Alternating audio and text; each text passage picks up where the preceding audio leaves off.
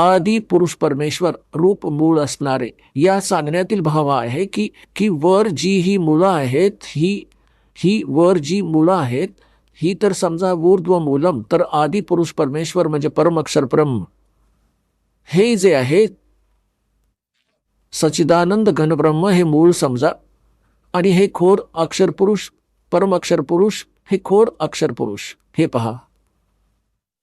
हे पूर्ण ब्रह्म म्हणा, परमेश्वर म्हणा, परम अक्षर ब्रह्म म्हणा किंवा सच्चिदानंद घन ब्रह्म म्हणा, ही मुळं आहेत, जसं की फक्त मूळ. आणि मग त्याच्या बाहेर जे जमिनीच्या बाहेर दिसून येतं त्याला झाड म्हणतात.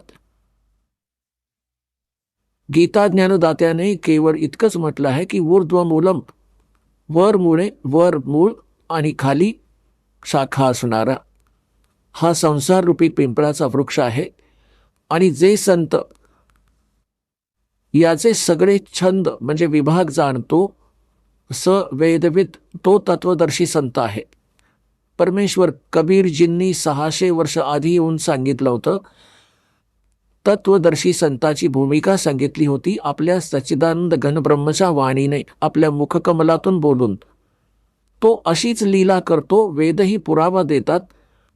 साधारण 600 वर्षांपूर्वी परमात्म्याने सांगितलं होतं की अक्षर पुरुष एक झाड आहे, हे जमिनीच्या बाहेर दिसून येते, त्याला वृक्ष म्हणतात.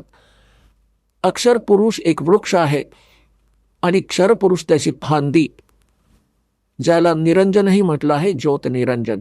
आणि तिन्ही देव रजगुण ब्रह्मा, सद्गुण विष्णू, तमगुण शिवजी, तिन्ही देव हे शाखा आहेत आणि पर्णरूपी संसार. आता गीता ज्ञानदाता म्हणतो की या ज्या संसार रूपी वृक्षाच्या जी वर मुळे आणि खाली शाखा असणारा उलटा लटकलेला संसार रूपी वृक्ष आहे, जो याचे सगळे छंद म्हणजे सगळ्या विभागांना सांगेल, तो तत्वदर्शी संत आहे. तो वेदाचे तात्पर्य जाणणारा आहे. आता पहा, परमात्म्याने 600 वर्षांपूर्वी सांगितलं होतं की अक्षर पुरुष एक झाड आहे, ज्योत निरंजन म्हणजे क्षरपुरुष त्याची फांदी आणि तिन्ही देव त्याच्या शाखा आहेत, हा पर्णरूपी संसार. आता पहा, परमात्म्याने सांगितलं कबीर अक्षर पुरुष एक पेड़ है, निरंजन वा की डार, यांना अक्षर पुरुषही म्हणतात, ज्योत निरंजन.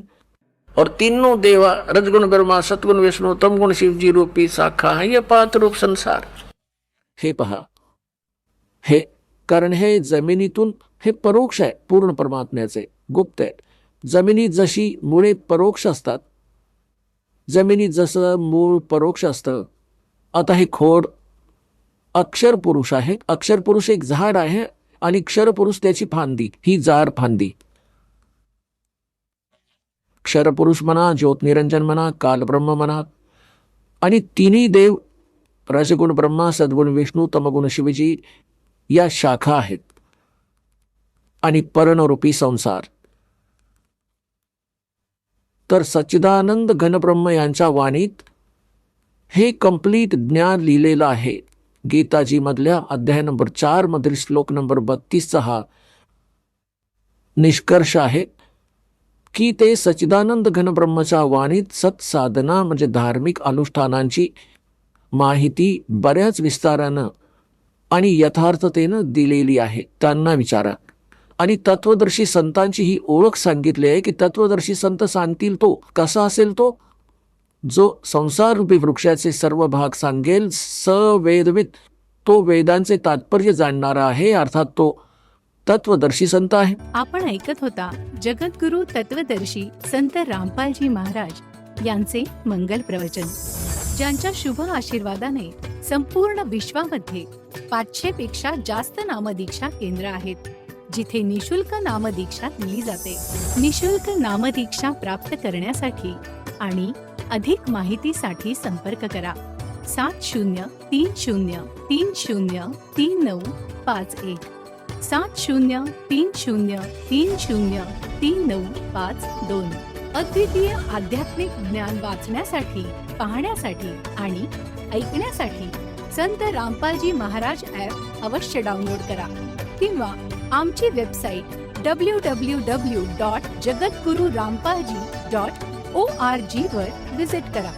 आम्हाला सोशल मीडियावर फॉलो करा. सर्व पवित्र धर्मांच्या पवित्र शास्त्रांवर आधारित प्रमाणित अनमोल पुस्तक ज्ञानगंगा किंवा जगण्याचा मार्ग यापैकी कोणतेही एक पुस्तक निशुल्क मागवण्यासाठी आपण आम्हाला आपले पूर्ण नाव, पूर्ण पत्ता, पिनकोड आणि फोन नंबरसह लिहून 7030303951 किंवा 7030303952 या नंबरवर SMS करू शकता किंवा 7030303950 या नंबरवर व्हॉट्सअप देखील करू शकता.